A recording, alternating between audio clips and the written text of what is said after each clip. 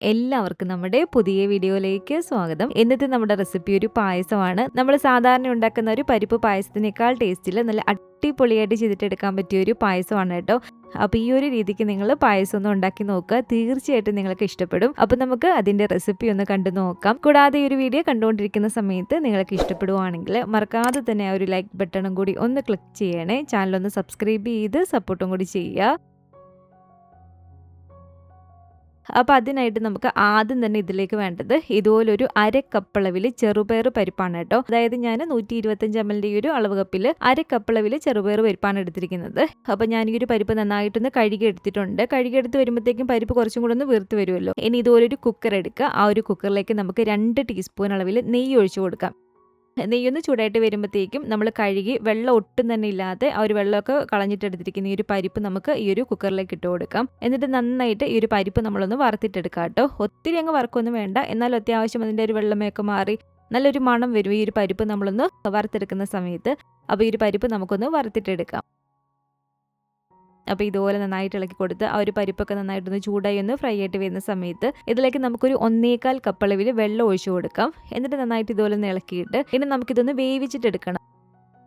Medium to law ഫ്ലെയിമിൽ വെച്ച് കൊടുത്തിട്ട് കറക്റ്റ് ഒരു 2 വിസിൽ അടുപ്പിച്ചാൽ മതി. ഫ്ലെയിം കൂട്ടി വെച്ചിട്ട് 2 വിസിൽ അടിക്കരുത്. അപ്പോൾ തീയൊന്ന് കുറച്ച് വെച്ച് കൊടുത്തിട്ട് ഒരു 2 വിസിലൊന്ന് വേവിച്ചിട്ടെടുക്കുക.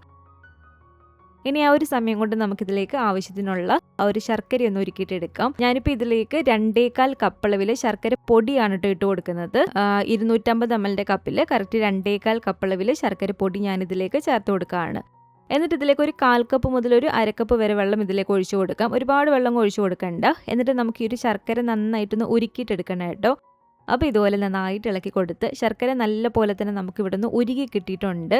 നന്നായിട്ട് ഉരുകി വന്നിരിക്കുന്ന ഈ ഒരു ശർക്കര ഒരു അരിപ്പയിലൂടെ ഊറ്റി അരിച്ചൊരു പാത്രത്തിലേക്ക് നമ്മളൊന്ന് മാറ്റി വെക്കുക. അപ്പോൾ ആ ഒരു സമയം കൊണ്ട് പരിപ്പ് നന്നായിട്ട് ഇവിടെ വെന്തിട്ടുണ്ട്. ആ ഒരു പ്രഷർ പൂർണ്ണമായും പോയതിനു ശേഷം ഇതുപോലെ തുറന്ന് നമ്മളൊന്ന് നോക്കുക. പരിപ്പ് നന്നായിട്ട് വെന്തിട്ടുണ്ട് കേട്ടോ. നല്ല പോലെ തന്നെ പായസത്തിന്റെ പരിപ്പ് വേകണം, അത് പ്രത്യേകം ശ്രദ്ധിക്കണം. ആ ഒരു പരിപ്പൊന്ന് ഉടച്ചിട്ടെടുക്കണം. ഒന്നെങ്കിൽ തവി വെച്ച് നന്നായിട്ടൊന്ന് ഉടയ്ക്കോ, അല്ലെങ്കിൽ നമ്മുടെ ഒരു പൊട്ടറ്റോ സ്മാഷറൊക്കെ വെച്ചിട്ട് നന്നായിട്ട് ഈ ഒരു പരിപ്പ് ഉടച്ചിട്ടെടുക്കുക. ഇനി വേണ്ടത് ഇതുപോലെ 250 ml കപ്പിൽ കറക്റ്റ് 1 കപ്പ് അളവിൽ ചൗവരിയാണ്.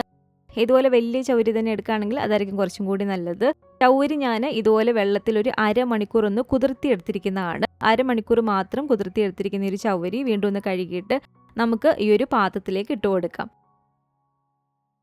എന്നിട്ട് ഇതിലേക്കൊരു 3 കപ്പ് അളവിൽ വെള്ളം കൂടെ ഒഴിച്ചു കൊടുത്തിട്ട് ചൗവരി നന്നായിട്ട് നമ്മളൊന്ന് വേവിച്ചിട്ടെടുക്കുക. ചൗവരിയുടെ ഒരു വേവെന്ന് പറയുന്നത് നല്ല ട്രാൻസ്പെറൻ്റ് ആയിട്ട് ഇത് വരും. ആ ഒരു വെള്ള ആ ഒരു കളറങ്ങ് മാറി അത്യാവശ്യം നന്നായിട്ട് ഇത് വീർത്ത് നല്ല ട്രാൻസ്പെറൻ്റ് ആയിട്ട് നമുക്ക് കിട്ടും. അപ്പോൾ ചൗവരി നമുക്ക് നന്നായിട്ടൊന്ന് വേവിച്ചിട്ടെടുക്കാം. അപ്പോൾ ഇത് കണ്ടില്ല, ഈ ഒരു ചൗവരി നന്നായിട്ട് വെന്ത് ഇതുപോലെ നല്ല ട്രാൻസ്പെറൻ്റ് ആയിട്ട് വരുന്ന സമയത്ത് നമ്മൾ നേരത്തെ വേവിച്ച് വെച്ചിട്ടുള്ള ഒരു പരിപ്പില്ലേ, ആ ഒരു പരിപ്പ് നന്നായിട്ട് ഞാൻ ഉടച്ചെടുത്തിട്ടുണ്ട്. ഇത് കണ്ടില്ല, നിങ്ങൾക്ക് ഇത് കാണുമ്പോൾ തന്നെ മനസ്സിലാവും. ഈ ഒരു പരിപ്പ് നമുക്ക് ഈ ഉടച്ചത് ഇതിലേക്ക് ചേർത്ത് കൊടുക്കുക.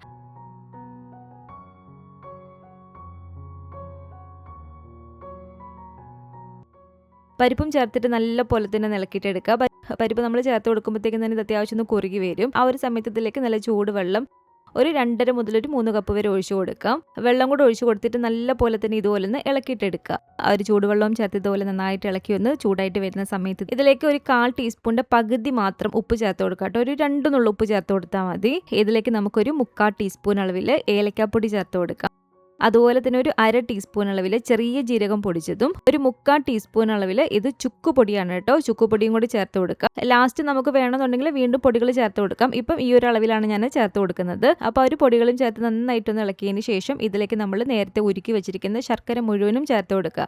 ശർക്കര കുറച്ചൊന്ന് കട്ടിയായിട്ടുണ്ട്. ആ ഒരു ശർക്കര ഇതുപോലെ ഫുള്ളായിട്ട് ഞാനൊന്ന് ഒഴിച്ചു കൊടുക്കുകയാണ്. ഉരുക്കി വെച്ചിരിക്കുന്ന ശർക്കര മുഴുവനായിട്ട് ഇട്ട് കൊടുത്തിട്ട് ഇതുപോലെ ഒന്ന് ഇളക്കിയിട്ടെടുക്കുക. ശർക്കര ചേർത്ത് ഇതുപോലെ നന്നായിട്ട് ഇളക്കി ഇത് അത്യാവശ്യം നമുക്കൊന്ന് കുറുകി കിട്ടണം കേട്ടോ. ആ ഒരു പരുവത്തിന് വരെ നമ്മൾ നന്നായിട്ടൊന്ന് ഇളക്കി കൊടുക്കണം, കൈവിടാതെ. അപ്പോൾ കുറച്ച് സമയം തന്നെ നമ്മൾ ഇതുപോലെ ഒന്ന് ഇളക്കി കൊടുക്കണം. അതൊന്ന് കുറുകി ആ ഒരു കറക്റ്റ് പരുവായി വരാൻ വേണ്ടിയിട്ട്. അപ്പോൾ ഇതുപോലെ നന്നായിട്ട് ഇളക്കി കൊടുത്ത് ഇത് കണ്ടില്ല, അത്യാവശ്യം ഈ ഒരു പരുവത്തിനൊന്ന് കുറുകി വന്നാലാണ് നമുക്കിതിലേക്ക് തേങ്ങാപ്പാൽ ചേർത്ത് കൊടുക്കേണ്ടത്. ഇതിലേക്ക് ഞാൻ 1-ാം പാല് 2-ാം പാലെന്ന് അങ്ങനെ ഇല്ല. ഇതിലേക്ക് ഞാൻ ഒരു ഫുൾ തേങ്ങയുടെ ഒരു തേങ്ങാപ്പാൽ എടുത്തിട്ടുണ്ട്. നല്ല കുറുകിയ തേങ്ങാപ്പാലാണ് കേട്ടോ ചേർത്ത് കൊടുക്കുന്നത്. നല്ല കുറുകിയ നല്ല തിക്കായിട്ടുള്ള തേങ്ങാപ്പാൽ വേണം നമ്മൾ ഇതിലേക്ക് ചേർത്ത് കൊടുക്കാൻ വേണ്ടിയിട്ട്. ഒരു ഫുൾ തേങ്ങയുടെ തന്നെ തേങ്ങാപ്പാൽ വേണം ഇതിലേക്ക് നമ്മൾ ചേർത്ത് കൊടുക്കാൻ വേണ്ടിയിട്ട്. അങ്ങനെ നല്ല കട്ടിക്കൊള്ളും നല്ല കുറുകിയ തേങ്ങാപ്പാൽ 1 കപ്പ് അളവിൽ ഇതിലേക്ക് നമ്മൾ ചേർത്ത് കൊടുക്കുക. തേങ്ങാപ്പാൽ ചേർത്ത് കൊടുക്കുന്ന സമയത്ത് ഒന്നെങ്കിൽ ഫ്ലെയിം ഓഫ് ചെയ്യുകയോ അല്ലെങ്കിൽ തീ നന്നായി കുറച്ച് വെച്ച് കൊടുക്കുകയോ ചെയ്യുക. തേങ്ങാപ്പാലും ചേർത്ത് നന്നായിട്ട് ഇതുപോലെ ഇളക്കി വീണ്ടും തീ നന്നായി കുറച്ച് വെച്ച് കൊടുത്തിട്ട് നമുക്ക് ഇതൊന്ന് കുറുക്കിയിട്ട് എടുക്കാം. തേങ്ങാപ്പാലും കൂടി ചേർത്ത് കഴിയുമ്പോഴത്തേക്കും ആ ഒരു പായസത്തിന്റെ ഒരു കട്ടിക്ക് ഇതൊന്ന് കുറുകി കിട്ടണം കേട്ടോ. എന്നാൽ ഒരുപാട് അങ്ങ് കുറുക്കി എടുക്കുകയും ചെയ്യരുത് പായസം. കാരണം ആ ഒരു ചവ്വരിയും ചേർത്തിട്ടുണ്ട്, പരിപ്പൊക്കെ ആയതുകൊണ്ട് തന്നെ നമ്മളിതങ്ങ് ഒത്തിരി അങ്ങ് കുറുക്കി എടുത്താൽ കുടിക്കുന്ന ഒരു സമയമാകുമ്പോഴത്തേക്കും ഇതൊരുപാട് അങ്ങ് കുറുകി അങ്ങ് പോകും. ആ ഒരു കറക്റ്റ് പാകത്തിന് കുറുക്കി അപ്പം തന്നെ അങ്ങ് കുടിക്കുകയാണെങ്കിൽ കുഴപ്പമില്ല. കുറച്ച് സമയം വെക്കുന്നുണ്ടെങ്കിൽ ആ ഒരു കുടിക്കുന്ന ഒരു പാകത്തിനെക്കാട്ടിലും കുറച്ച് ആ ഒരു ലൂസായിട്ടുള്ള പരുവത്തിന് എടുക്കുക. ഇതിലേക്ക് ഞാൻ വീണ്ടും ഒരു 1/2 ടീസ്പൂൺ ചുക്കുപൊടിയും അതുപോലെ തന്നെ ഒരു 1/4 ടീസ്പൂണ് ഇതുപോലെ ആ ഒരു ചെറിയ ജീരകത്തിൻ്റെ പൊടിയും കൂടി ചേർത്ത് കൊടുക്കുകയാണ്. തേങ്ങാപ്പാൽ ചേർത്ത് കൊടുത്തിരിക്കുന്നതുകൊണ്ട് തന്നെ തീ നന്നായി കുറച്ച് വെച്ച് കൊടുത്ത് കൈവിടാതെ ഇതുപോലെ ഒന്ന് ഇളക്കിയിട്ടെടുക്കുക. ഈ ഒരു പരുവത്തിനൊന്ന് കുറുകി വരുന്ന സമയത്ത് ഇനി ഇതുപോലെ ഒരു പാത്രത്തിൽ കുറച്ച് നെയ്യ് ഒഴിച്ചു കൊടുക്കുക. നെയ്യൊന്ന് ചൂടായിട്ട് വരുമ്പോഴത്തേക്കും കുറച്ച് തേങ്ങാക്കൊത്തും അതുപോലെ തന്നെ കാഷ്നട്ടും ഉണക്കമുന്തിരി എടുത്തിട്ടുണ്ട്. ആദ്യം ഇതുപോലെ ഒരു തേങ്ങാക്കൊത്ത് ഇട്ട് കൊടുത്തിട്ടൊന്ന് വറുത്തിട്ടെടുക്കാം.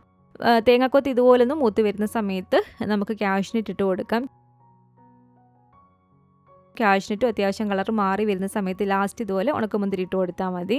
ഇതെല്ലാം നന്നായിട്ട് മൂത്ത് വന്നിട്ടുണ്ട്. ഇത് നമ്മളൊരു പായസത്തിലേക്ക് ഒഴിച്ചു കൊടുത്തുനിന്ന് ഇളക്കിയെടുത്താൽ നല്ല അടിപൊളി ടേസ്റ്റി ആയിട്ടുള്ള നമ്മുടെ ഒരു പരിപ്പ് പായസം ഇവിടെ റെഡി ആയിട്ടുണ്ട്. സാധാരണ നമ്മൾ പരിപ്പ് മാത്രം ഇട്ട് പായസം വെക്കാറുണ്ട്. ഇതുപോലെ ചൗവരിയും കൂടി ചേർത്ത് പായസം ഉണ്ടാക്കി നോക്കാം കേട്ടോ. ആ ഒരു ചൗവരിയും കൂടെ കഴിക്കാൻ കിട്ടുമ്പോഴത്തേക്കും അടിപൊളിയാണ് കേട്ടോ. അപ്പോൾ ഇനി നിങ്ങൾ പരിപ്പ് പായസം ഈ ഒരു ഓണത്തിനൊക്കെ ആണെങ്കിലും വെക്കുമ്പോൾ ഈ ഒരു രീതിക്കൊന്ന് ട്രൈ ചെയ്ത് നോക്കുക. നിങ്ങൾക്ക് തീർച്ചയായിട്ടും ഇഷ്ടപ്പെടും. പായസം നല്ല ചൂടോട് കൂടിയിട്ട് നമുക്ക് ഇതുപോലെ സെർവ് ചെയ്യാവുന്നതാണ്.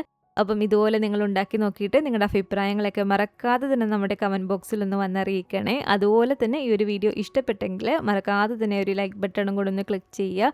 നിങ്ങളുടെ ഫാമിലിയും ഫ്രണ്ട്സും ഒക്കെ ആയിട്ട് നമ്മുടെ ഒരു വീഡിയോ ഒന്ന് ഷെയർ ചെയ്ത് കൊടുക്കുക. പുതിയതായിട്ട് ഈ ഒരു ചാനൽ ആരെങ്കിലും കാണുന്നുണ്ടെങ്കിലും ഇതുവരെയായിട്ടും ഈ ഒരു ചാനൽ സബ്സ്ക്രൈബ് ചെയ്തിട്ടില്ലെങ്കിലും താഴെ കാണുന്ന ഒരു സബ്സ്ക്രൈബ് ബട്ടണും കൂടി ഒന്ന് പ്രസ് ചെയ്ത് സപ്പോർട്ട് ചെയ്യണേ.